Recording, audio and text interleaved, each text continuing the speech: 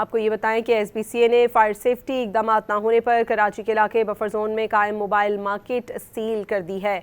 आपको ये बताएं कि एसबीसीए की जानिब से फायर सेफ्टी इकदाम ना होने पर कराची के इलाके बफर जोन की एक मोबाइल मार्केट को सील कर दिया गया है। कार्रवाई सिंध बिल्डिंग कंट्रोल अथॉरिटी की जानिब से की गई है।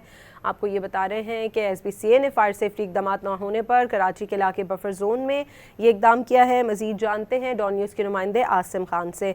आसिम, क्या तफसीलात हैं ऑपरेशन की? जी हाँ, शहर भर में सिंध बिल्डिंग कंट्रोल अथॉरिटी की जानिब से कार्रवाइयाँ जारी हैं और आज जो है एक बड़ी कार्रवाई की गई है बिल्डिंग कंट्रोल अथॉरिटी की तरफ से। ये नॉर्थ नाजनाबाद में से मोबाइल मार्केट है, बफर जोन में मुकम्मल तौर पर सील कर दी गई है।